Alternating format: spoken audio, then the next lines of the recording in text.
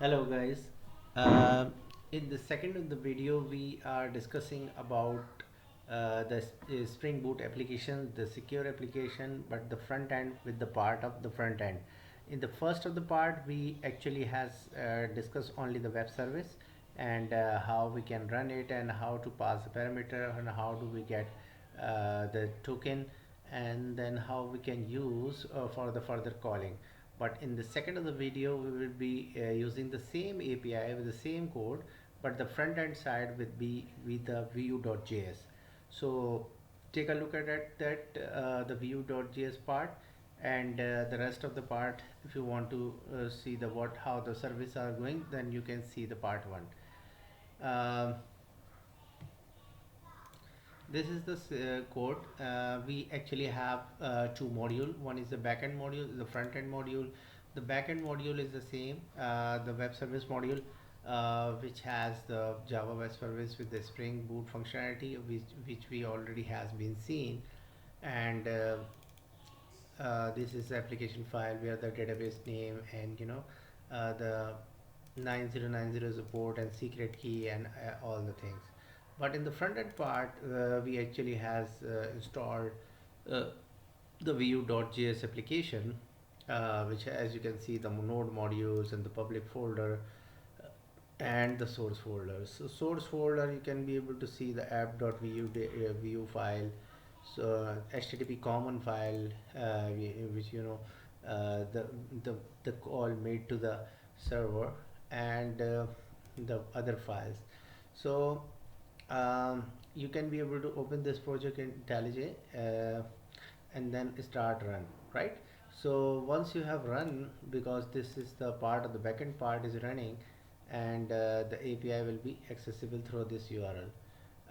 But how can we run the front end part? The front end part, you need to be first, you need to install the vue.js, and then you need to be run accordingly. So install the node.js, install the vue.js component, and then type the command ng npm run serve. Once you in the front end folder, go to the front end folder, this folder, and then run npm run serve. So once you run, it will be update some libraries, and then finally has to be stored some updates, and then give you the done message, and then give you the URL. The URL is 8081, and once you click on this URL, you will be redirected to this application. So let me first log out this application, and then it look like to be this URL. So we have two options, the login option and the sign up option. So in the login section, we need to provide the login detail. As you know, in the first of the video, we have created test user 1 and the password 123456. Let me give you the wrong password.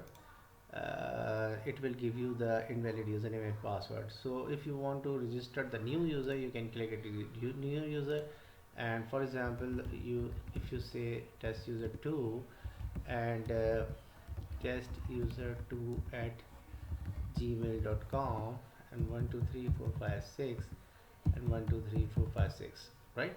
If you enter the same user, definitely it will be giving you error, username already been taken. So change the username accordingly, and then create an account. So you can see user registered successfully, and in the same database you can see either the user has been saved into the database or not. Let me check first.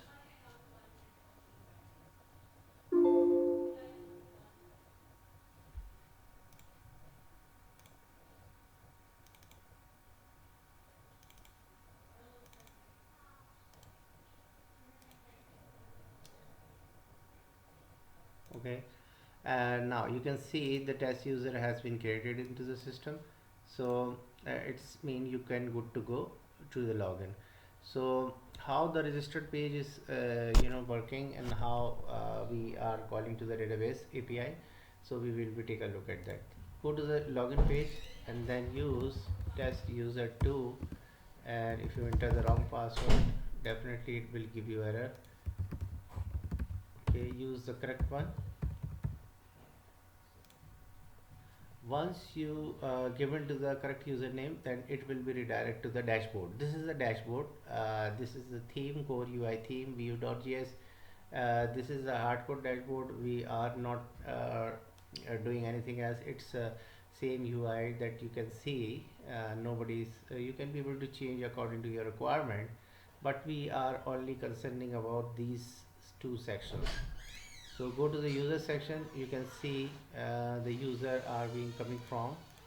Okay, and you go to the to do section, so you can see the to do list is being coming from. So as you know that the API would not be work until the token has been called to them. So we already has passed this token on this page, and this is how the application is running. And you can create your own user. You can update the user accordingly and edit the user, etc. So, and you can delete the user. So and then there are some other pages like login, register, which we already have seen, and this is the logout page. So if you can take a look at that the code. So this is the part of app application. And if you first as I take a look at that the login page, like this login page. So into the login page you can see the user, and then pages, and then go to the login page. So this is the login page. The template, the container, the form submission, and the username and password, etc. And then finally have a script tag where the export default. This is basically a component based architecture, and every component starts with the export and with the default. So this is the component. And we have some section like name, component name, and data and methods. So in the method we have call login.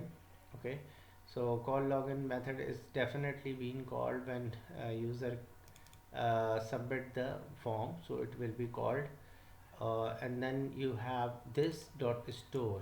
Dollar store is basically a store context where the call has been made, because store is a centralized library where which we actually have login and logout pages to be needed everywhere.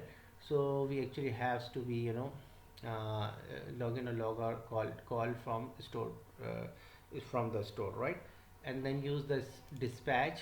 If you want to use the dispatch, then you definitely has to be used in the store the commit. So dispatch and commit basically are the calling mechanism. And then we have the name of the store, what are the store are calling, and then pass the username and password into the form of the in the JSON format. And then this is the promises style. And then and finally if it is successful, then go to the dashboard, or otherwise as well. So if you can go to the store page, this is the store. So we have some imports, the view import, vux import, common import, and session storage is import. So these are import are using, these are some states, these are some mutations, right? So go to the other section like actions. So in the action section we actually are login section, which is commit. So this section will be called, and we use some promises. The promises is basically a thread based calling, so it would not be slow down your request. So it's a thread based. And then call to the http. The http is basically a library which is coming from http common. So http common is basically a common library which we are where the XJS are used for calling and then pass to the header to the particular request. So these are every request we use this library. So in the store we call this http, and then pass the URL with the post and then with the parameter. And then finally you have to receive the token. The token has from the data access token, the response has given the token, and then we store the token to the session storage. And this session storage, definitely will be available in everywhere. And as you can see in the common section, the session storage token will be passed as a barrier authorization.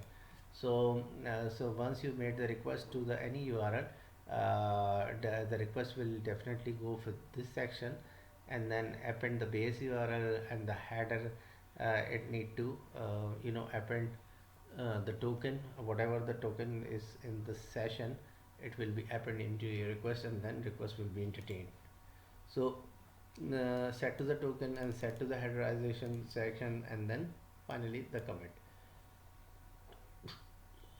And similarly for the register, you can call to the sign up page and then comment accordingly. And then so this is login and log out. And the logout, we actually need to be remove the token and the user. And this is how the things are going. So in the main section you can see some other methods are coming. And this is how the login has been implemented, right? So let me again log in.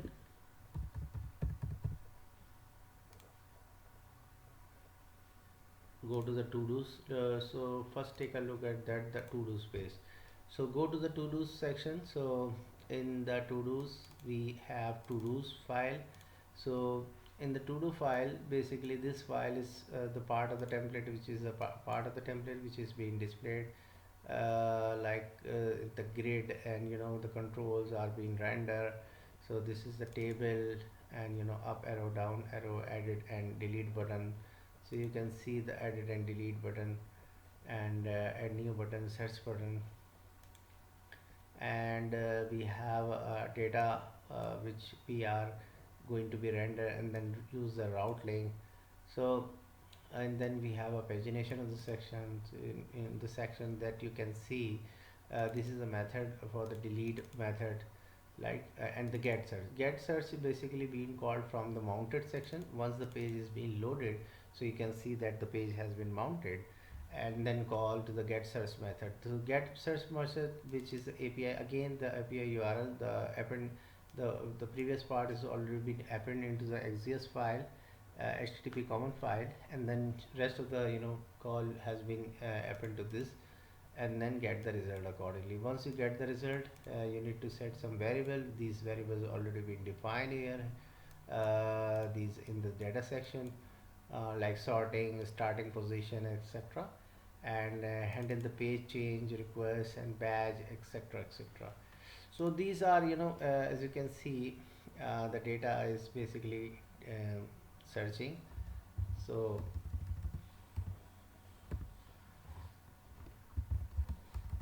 task 1. So you can see the data is being definitely has a, so it's a 2 page. Like if you remove it, then you can see the whole 3 pages. So searching is coming, and then you can change the paging accordingly. So the paging is also working fine, and then you can be able to add new, for example, um my to do 7, and then status is active, save, data saved successfully. So the last page, my to do 7, okay, my to do 7 update, and then pending, and then save. And the last page you can see my to do 7, and then finally if you want to remove this, so the data has been removed.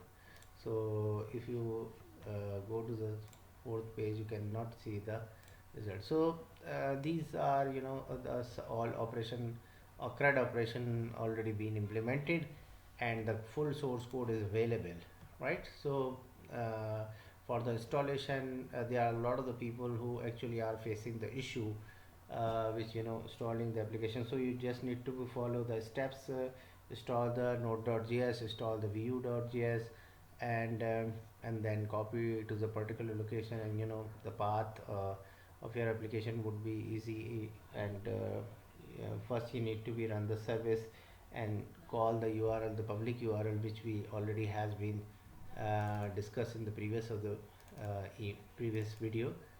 So these are basically REST controller. So you can call to the test API all. So once you check it, this is the public content. So application is running localhost 9091 API slash test slash all. So API slash test slash all at 9090.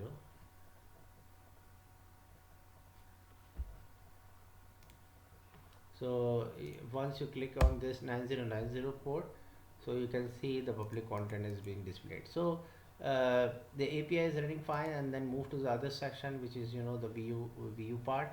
Need to install the particular libraries, vue.js current libraries, and then install accordingly, and then run it. Definitely you can Google it if you are facing some issues. So I'm going to share this source code, full source code with the backend of front end. So you have everything. You can be able to run this application, and then you can be able to add the new pages, like the to dos. So you can be able to build your application fully from this base ground. So let me know if you have any question, any problem. Thanks for watching. And the slides are same. You can, if you already have seen the part one, so slides are same. Thank you very much.